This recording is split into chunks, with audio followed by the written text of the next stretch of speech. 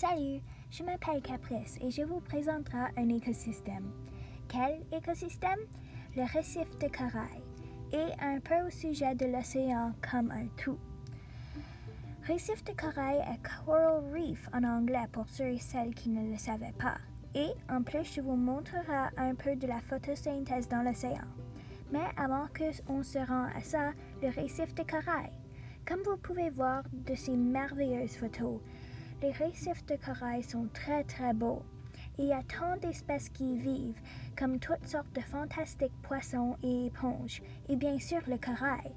Mais cet écosystème est en grand danger. Il est en danger à cause de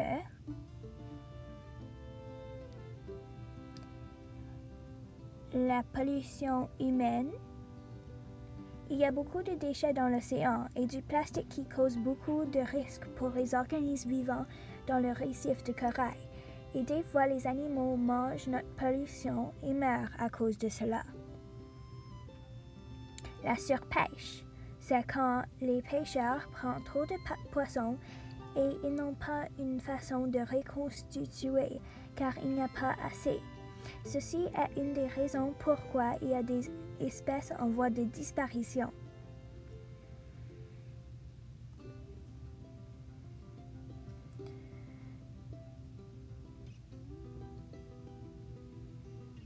L'extraction de corail, c'est quand des personnes vont dans des récifs de corail et prennent et coupent du corail ou un organisme vivant et fait une exploitation de cet écosystème. La pêche au sifflet, qui est aussi connue comme la pêche aux explosifs ou explosions. Ceci est quand les pêcheurs prennent du dynamite ou de la cyanide, ils sont des explosifs, et lancent dans l'eau et cela cause une explosion qui tue toutes les espèces vivantes pour comme un cercle 3 mètres ou plus autour de lui. C'est terrible pour tout écosystème dans l'océan. Après, il y a le problème de l'huile dans les océans. Des fois, les navires renversent de l'huile pendant qu'ils naviguent l'océan vaste et ça déborde dans l'eau. Ceci pollue l'océan et est très mauvais. Ceci a un impact technologique à cause du bateau. Dernièrement, il y a les aquariums. Des personnes pensent que les aquariums sont une bonne idée pour reproduire les espèces en danger.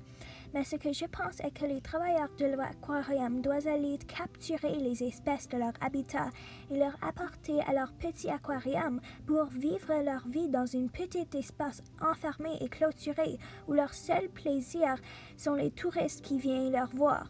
Ceci doit être déprimant. Ok, nous avons maintenant vu des impacts négatifs des humains. Voyons maintenant leurs impacts positifs.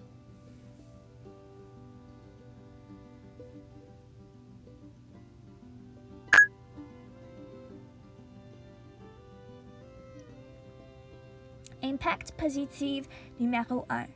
Nous essayons de nettoyer les déchets et le plastique des océans. Après toute notre pollution, il y a des organisations humanitaires dédiées à nettoyer les océans de nos dégâts. Impact positif numéro 2. On essaie de plus protéger les espèces marines en danger. Il commence à avoir des règles pour soutenir cet écosystème. Des baleines et des loutres sont parmi des espèces en voie de disparition. Impact positif numéro 3. On met des structures de trains, autos et navires dans l'océan. Oui, ceci a un impact positif, car ces vieilles structures qui sont désinfectées et sans bactéries pour ne pas nuire aux organismes vivants servent comme des récifs artificiels temporaires pendant que les nouveaux se construisent sur cette structure. Et finalement, impact positif numéro 4. Des collectes de fonds sur des médias sociaux pour aider les organisations qui nous aident à ramasser la pollution dans la mer peuvent aider monétairement à ces organisations comme The Ocean Cleanup, une des meilleures organisations dans ce domaine. Ceci a un impact technologique. On va maintenant voir les éléments dans l'océan, abiotiques et biotiques. Mais en premier, tu dois connaître c'est quoi les facteurs ou éléments. Abiotique, éléments physiques ou chimiques non vivants, et biotique, organismes vivants. Certains des éléments biotiques dans l'écosystème marin incluent, mais n'est pas limité à, hippocampe, saumon, requin, pieuvre, lamantin, dauphin, baleine et beaucoup plus.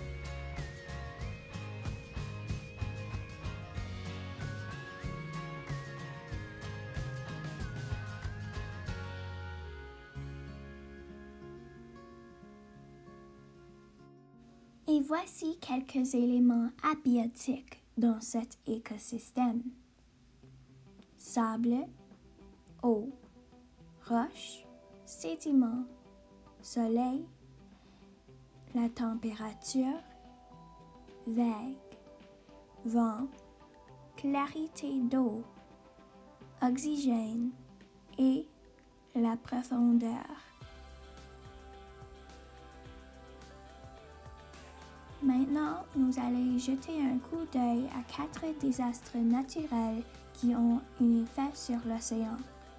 Grand vent, tempête de pluie, tsunami et tremblement de terre.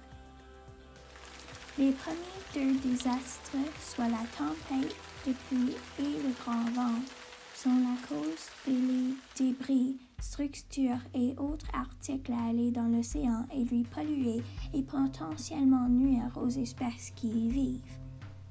Le tremblement de terre est parmi un des plus gros désastres pour l'océan, car quand il y a un tremblement de terre dans l'océan, cela crée un tsunami qui est comme une immense vague d'eau qui voyage dans toutes directions et détruit les maisons, quartiers et même des villes.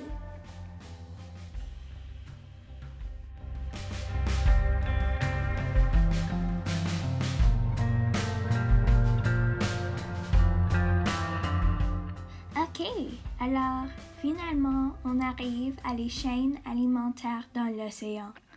Je vais montrer 2, mais il y en a tellement, alors ne vous limitez pas à ces exemples.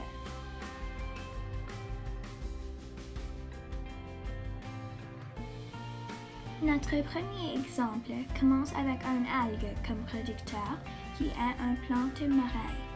Ensuite, un crevette. Le consommateur primaire mange cette algue.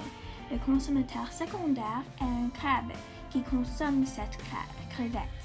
Et puis, le pieuvre se nourrit de cette crabe qui le fait le consommateur tertiaire. Après cela, c'est le loutre qui prend l'alimentation de la pieuvre, lui, et il est le consommateur quaternaire. Finalement, l'orque, qui n'a pas de prédateur naturel, mange le loutre et termine cette chaîne alimentaire étant le 5e consommateur ou le consommateur quinquennaire. Puis, leur meurt et donne des nutriments aux plantes et aux petits organismes dans l'océan.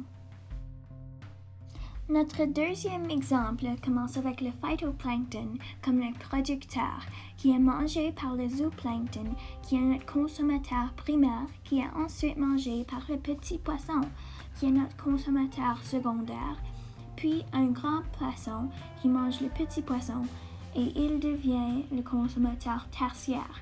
Et finalement, l'humain, qui est le dernier consommateur, étant le quaternaire. Et encore, l'humain meurt et nourrit des plantes et des animaux. Et finalement, on s'est rendu à notre dernier segment, la photosynthèse dans l'océan. Le phytoplancton sont des plantes qui produisent la photosynthèse dans l'océan. Ces petites plantes vivent à la surface de l'eau où elles collectent leur énergie du soleil et l'utilisent avec les nutriments de l'eau pour grandir et nourrir la vie dans l'océan. L'océan produit de l'oxygène à travers de ces plantes qui y vivent. Ces plantes produisent de l'oxygène comme sous-produit de la photosynthèse, un processus qui convertit le dioxyde de carbone et la lumière du soleil en sucre que l'organisme peut utiliser comme énergie.